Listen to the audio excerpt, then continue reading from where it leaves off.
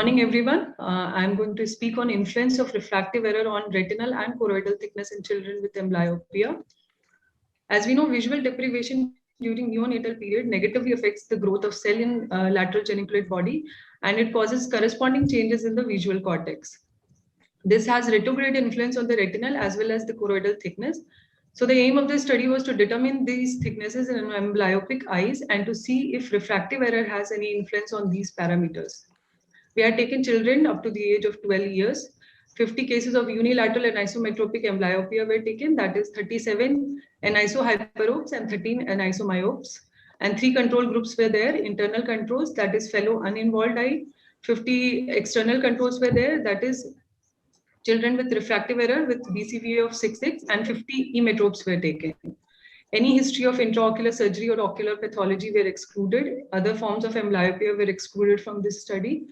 Coming to methodology, all children underwent comprehensive ophthalmic examination, and a spectral domain OCT was used to study the various thicknesses. Evaluation of macular thickness was done in all the 9 macular ETDRS subfields. RNFL thickness overall it was taken, and choroidal thickness was measured with the help of inbuilt caliper manually. Coming to discussion, the mean central macular thickness in anisohyperope was observed to be significantly thicker than the fellow eyes and emetropes. However, no significant difference was seen between anisomyopes and control groups.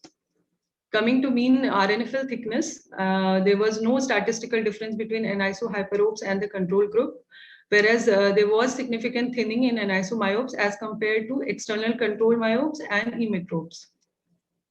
The average subfoveal choroidal thickness, it was seen to be significantly thicker in anisohyperope as compared to the control groups.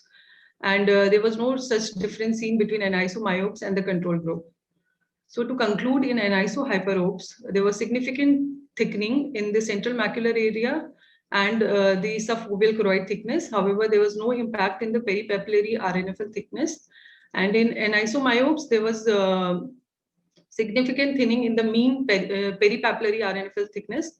However, in macular thickness and subfoveal choroid, there was no statistical difference seen as compared to the control groups.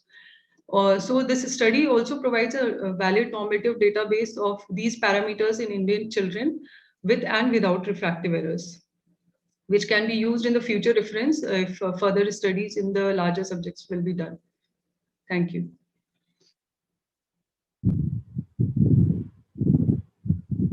So, Dr. Sweta,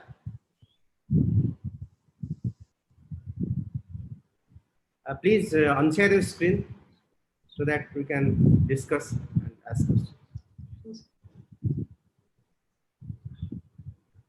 How do you measure the choroidal thickness in each case, and how you ensure that it is a similar point on which you measure the choroidal thickness in different children?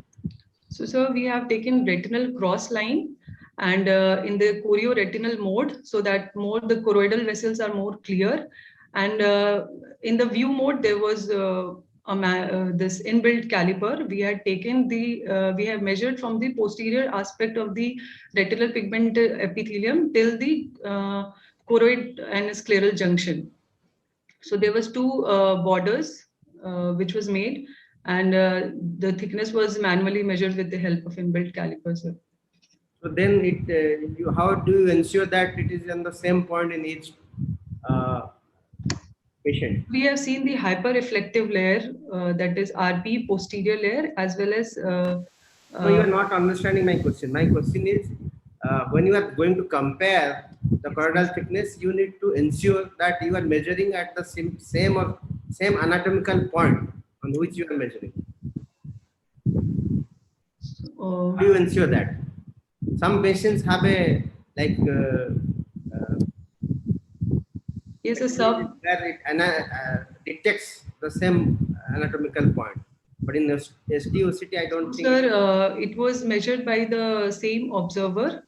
I have manually measured all the thicknesses myself. Cannot ensure the same point of measurement in different.